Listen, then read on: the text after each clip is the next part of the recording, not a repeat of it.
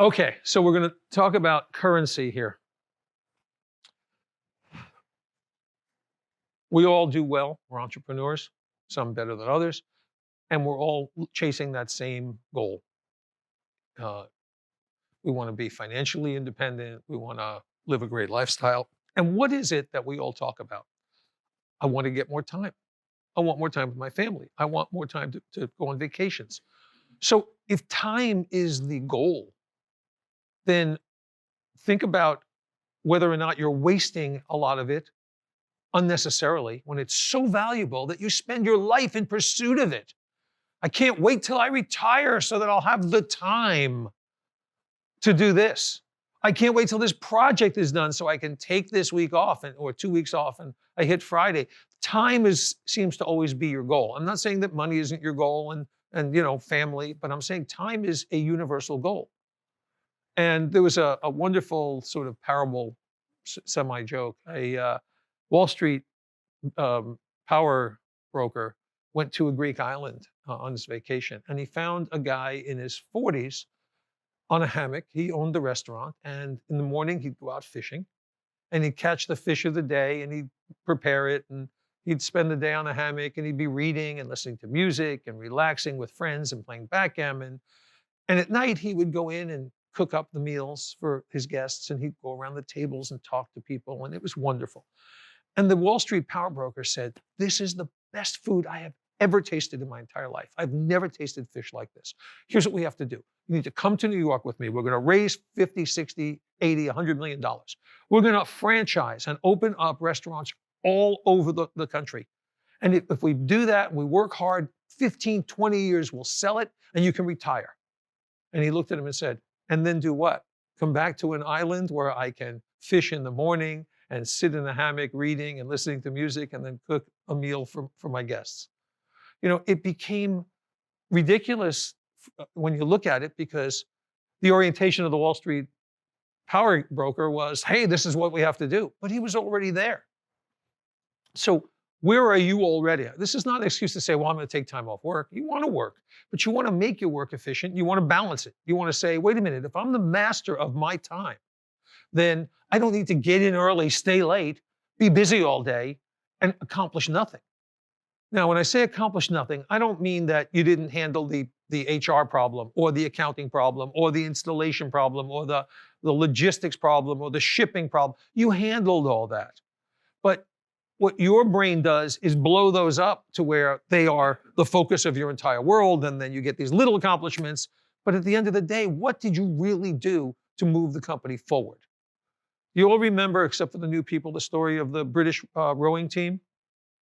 Does it make the boat go faster? The captain of the British racing team said a year before the Olympics to everyone on the team, ask yourself a question before anything you do in the next year. What you're about to do going to make the boat go faster? Well, you have to ask yourself that question every day, every hour of the day, every task that you do in the day. Does this make the company grow or stronger or make me happier or give me more time? If you start asking those questions, you start evaluating the use of your time and how you prioritize your time.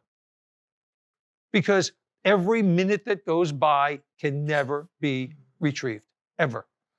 And I'm not saying you want to micromanage your time and get down to nanoseconds. Oh my God, I need a faster computer because, I want to learn how to type faster. You want to use it because you want the day to mean something. And I'll tell you that I work very hard. I consult, I run companies, I build them, and I'm always getting new stimuli every day. But at the end of the day, I don't go home and say, whew, I'm glad that day's over. How many have ever said that? I never say that. I never say, oh my goodness, I'm so happy that day is over. I go home and say, wow, I did some really good things today. I learned something new. I read this new article. I talked to this new person. I explored this. I searched this. I, found out about that. I researched something.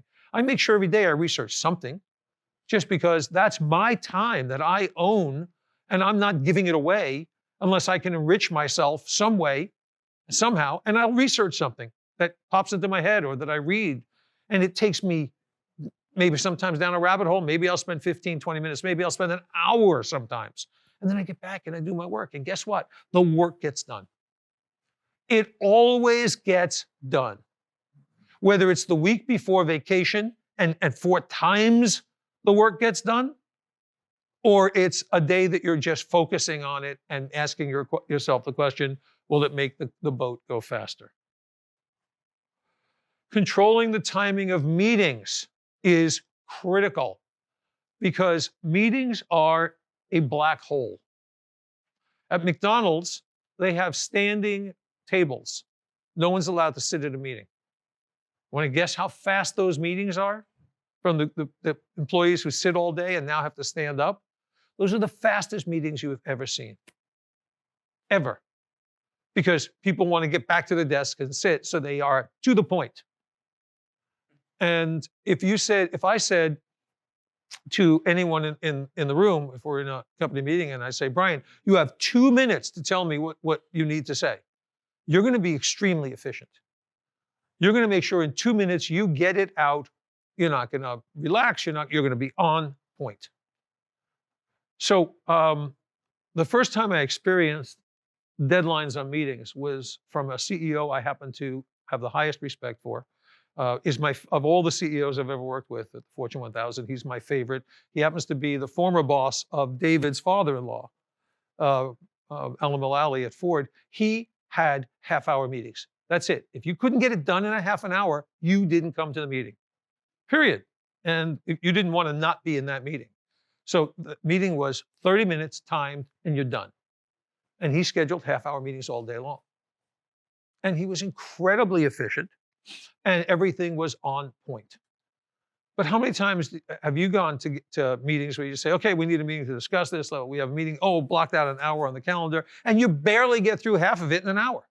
As much as you try, it doesn't happen. Show of hands, how many have had that experience? Yeah, why? Why? Because you're giving up your control.